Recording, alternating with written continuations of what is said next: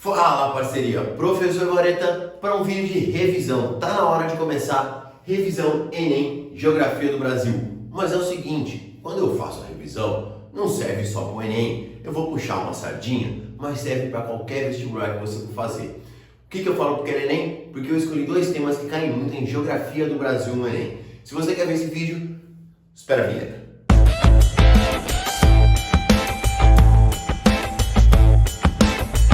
Vem acompanhar meu like porque aqui é Geo Raiz Geografia com lousa e giz para começar a bateria de revisões. Cara, se você olhar uma playlist de revisões que eu tenho aqui, são vídeos que a galera curte muito. Eu vou fazer mais uma bateria desses vídeos. E vou começar fazendo sobre o Enem com foco em Geografia do Brasil. Então para isso eu vou pedir o seu curtir, se inscrever nesse canal e compartilhar. Você não sabe, mas eu tô meio resfriadão, pra estar gravando de blusa aqui. Tô dando calafrio até agora há pouco. Então valoriza meu trampo, valoriza meu esforço. Vou até desenrolar o fio aqui e bora pro conteúdo. Pessoal, a coisa que mais cai em Geografia do Brasil é Geografia Econômica. É você saber as atividades econômicas do Brasil. De todas as atividades econômicas, a que mais cai é a agropecuária. Historicamente isso acontece e é fácil de explicar, falo isso em muitos vídeos. É o setor que mais cresceu economicamente nos últimos 20 anos. Por isso, ganha esse tanto destaque. Então eu quis trazer alguns temas para você aqui nessa revisão. Falando de agropecuária, a primeira coisa que tem que lembrar é sobre estrutura fundiária. Até meus cachorros estão reclamando aqui. Ei! Parar. Vamos lá, que é a vida real. Então, vamos que vamos. Estrutura fundiária. Principalmente falar sobre concentração de terra, ver como as terras no Brasil estão concentradas.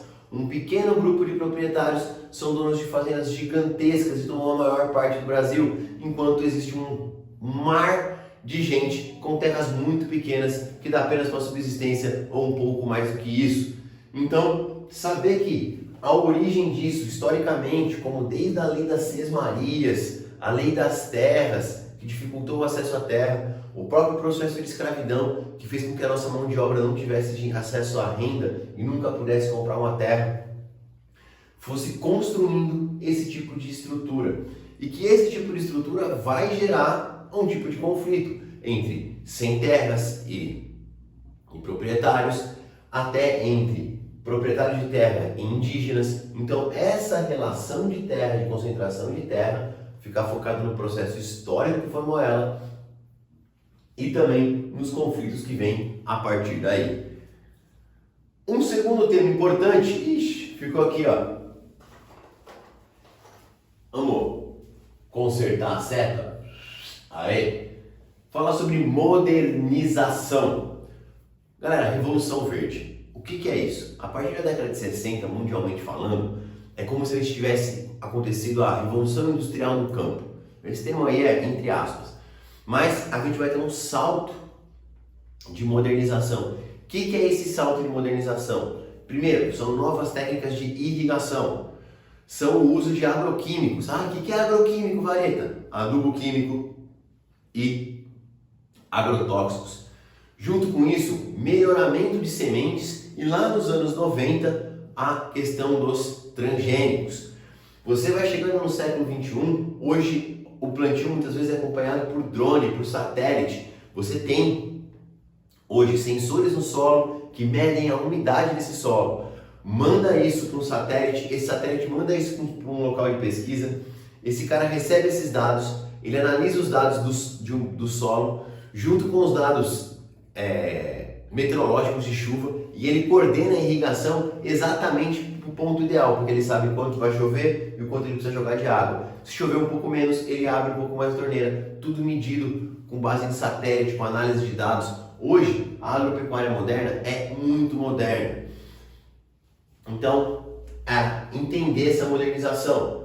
Quem tem acesso a essa modernização? É todo mundo? Não. É quem tem grana. É o grande proprietário que trabalha para a exportação. Eu gosto de falar em aulas que é uma modernização seletiva e excludente. Seletiva porque ela selecionou apenas os produtos de exportação. Excludente por quê? Porque ela excluiu os pequenos proprietários que são mais pobres. Consequentemente, isso daqui aumenta a desigualdade no campo e aumenta a concentração de terra. Falando aqui em prós e contras, comecei pelo contra. Aumenta a concentração de terra. Quando eu modernizo, eu uso menos pessoas. Usando menos pessoas, o que acontece? Desemprego no campo. Tem um maior uso de agrotóxicos. Então tem mais um problema aí, esse maior uso de agrotóxicos. E o pró? Um super ganho de produtividade. Mas um super ganho de produtividade e tem conseguido incorporar novas áreas de cultivo. Outra coisa importante é você ficar ligado nos produtos. Pessoal, aqui também vale organizar mentalmente via mapa. Não dá para colocar um mapa aqui, mas saber onde se planta soja, destaque para o Centro-Oeste e região Sul, soja é o principal produto do Brasil. Cana, destaque para São Paulo e litoral Nordeste. Milho, plantado em várias partes do Brasil. Café, que já foi muito em São Paulo, lá quando você estuda em História, mas hoje Minas Gerais, Espírito Santo, Norte do Paraná plantam café. Minas Gerais é o principal.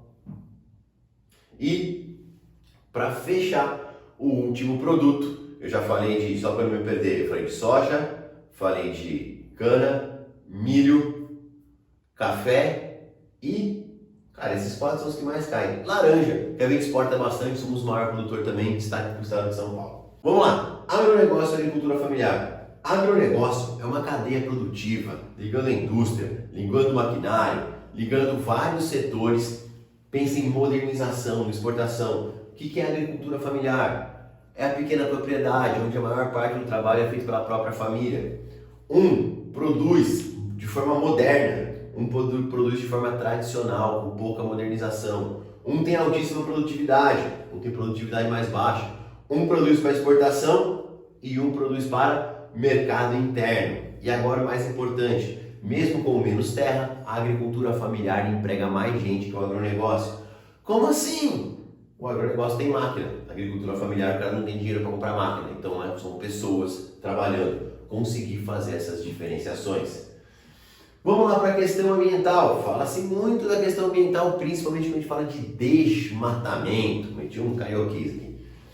Pessoal, falou de desmatamento, você vai ter que foi muito forte no Cerrado, pensando aqui, ó, segunda metade do século XX, e hoje é muito forte na região amazônica. A gente fala da agropecuária, mas a pecuária, a criação de gado, é a principal. Se você jogar aí faz esse exercício, joga no Google, pecuária, quantos cabeças de gado por hectare tem no Brasil? Você vai ver que você vai encontrar dados que não chega a 1,5 cabeça. Eu vi dados de 1,2 e vi dados de menos de 1 boi por hectare. Nós fazemos uma pecuária ultra extensiva, então nós vamos cada vez mais abrindo espaço para colocar pouco gado nesse espaço. E daí vem esse grande desmatamento, principalmente, né, em relação à Amazônia. Porém, já vi cair questões ligando agrotóxico à morte das abelhas e falta de abelhas. Meu pai está com problema, meu pai ficou velho, e velho curte plantar as coisas, né?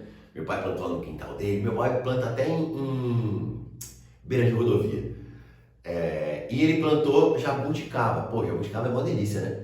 Demora, a hora que chegou na época de dar jabuticaba, o que aconteceu? Tá faltando abelha. Ele estava tentando comprar abelha para poder fazer polinização, porque não existe mais abelha. Os agrotóxicos que a gente usa matou quase tudo que tem de abelha.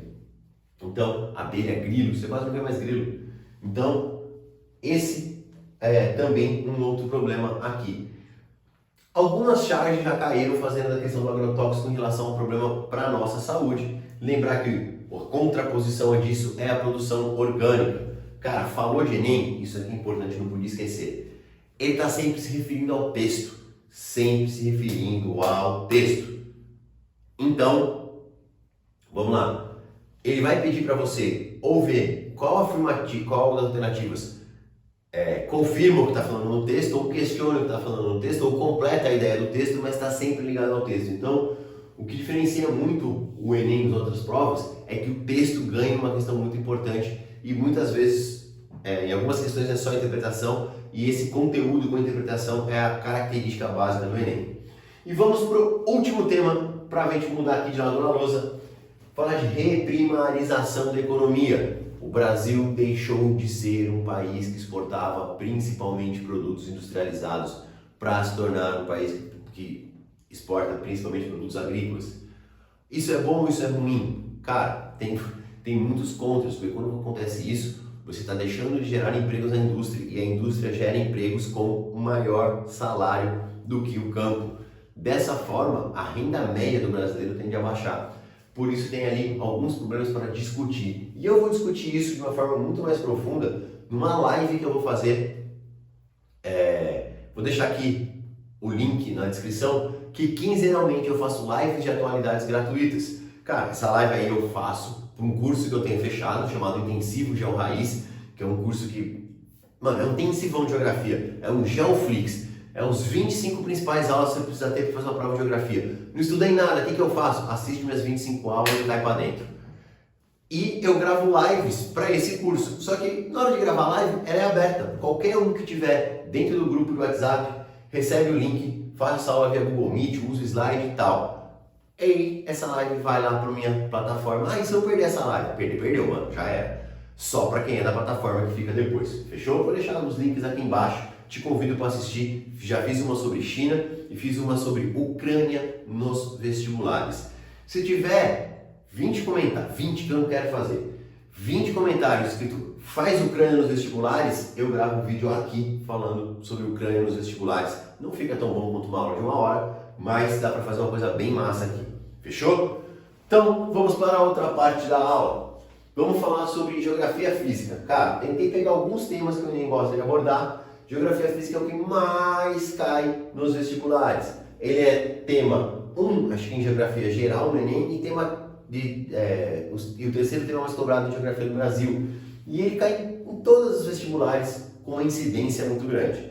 Então aqui eu tentei pensar alguns temas de geografia física que podem aparecer. Muitos desses temas eu tenho vídeos específicos aqui no canal, se você quiser procurar. Certo? Entra lá, playlist sobre clima, você vai encontrar um monte de coisa, playlist sobre vegetação. Não coloquei nada de hidrografia aqui, mas tem uma playlist sobre hidrografia. Então, vamos lá. El Niño e La Niña. Cara, a gente passou por períodos secos nos últimos anos que tem influência do regime La Niña. Então, primeiro, saber que o El Niño é o aquecimento das águas do Pacífico e o La Niña é o resfriamento. O El Niño provoca chuvas no sul e sudeste e seca no nordeste, aqui no Brasil, enquanto o La Niña provoca principalmente frio e seca no centro-oeste, sul e sudeste. Saber o que é cada um e os impactos dele no Brasil são importantes para a sua prova. Deixa eu dar um gole d'água aqui. Vamos lá. Relação clima e bioma. Pessoal, quando se estuda domínios morfoclimáticos aparece muito isso. Mas saber em qual clima tem qual bioma e localizar isso no mapa. Ah, vai ter um mapa lá para mim? Não. Mas se ele fala que o cara está na região nordeste, você tem que pensar que está errado, porque lá o cara está na região sul.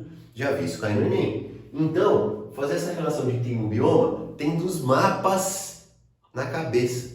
Ah, eu não tenho um mapa na cabeça, velho. Imprime, dá seu jeito, dá um print, cola em algum lugar, deixa no fundo de tela do celular.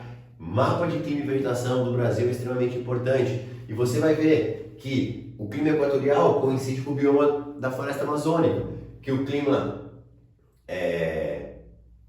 tropical tem uma correlação com o cerrado brasileiro, que o clima subtropical tem uma correlação com os campos e com a mata das araucárias, que o clima tropical úmido tem uma correlação muito grande com a Mata Atlântica, que o clima semiárido com a Caatinga. Essas correlações você precisa ter na sua cabeça, porque muitas vezes a questão de clima vem junto com a questão de vegetação.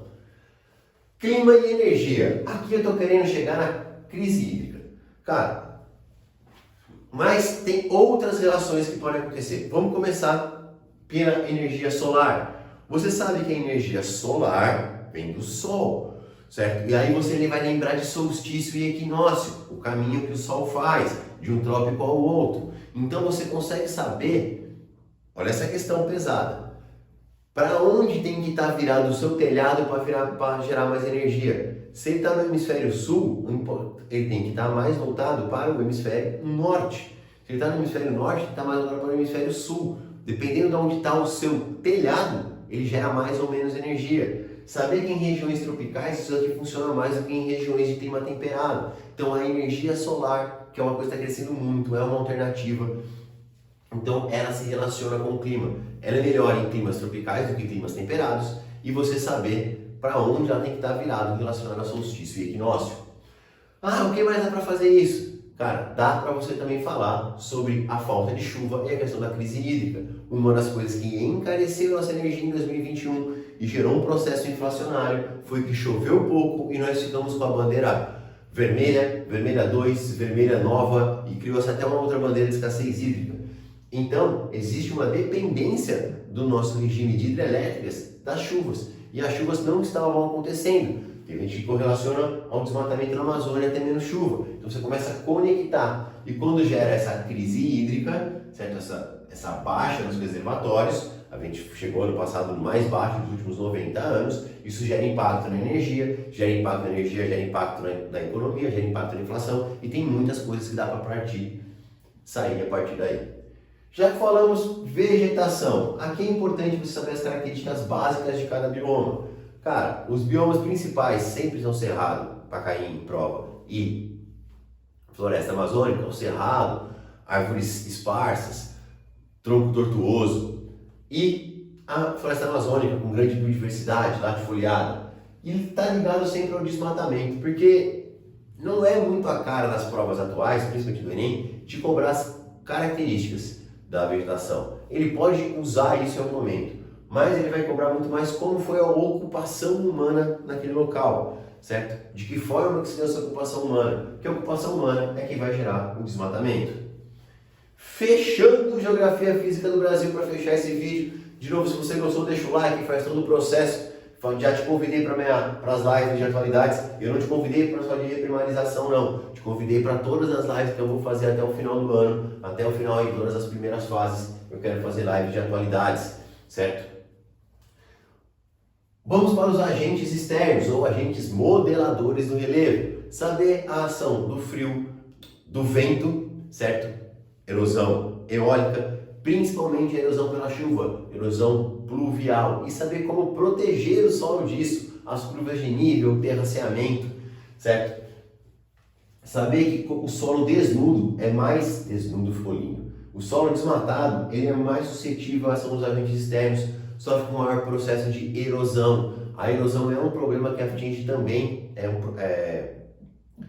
também considerado um problema ambiental, a erosão acelerada que a gente tem após os desmatamentos. Então aqui, ficar ligado em erosão e ficar ligado em intemperismo, que pode aparecer na sua prova. São dois agentes externos que costumam aí aparecer bastante. Fechou? De novo, cara, para vários dos temas que eu falei aqui, tem vídeos completos no próprio canal. Se você não está perdido em geografia, quer um Geoflix, 25 aulas, vou fazer uma maratonada e vou chegar lá bombando em geografia. Ai, dá para aprender tudo com 25 aulas? Não, mas dá para aprender o que é mais importante. Eu escolhi a dedo essas 25 aulas. Então, vem com o pai moleque, beijo no coração, desculpa a torcida, gravei aqui meio doente, mas estamos junto e bora pra faculdade.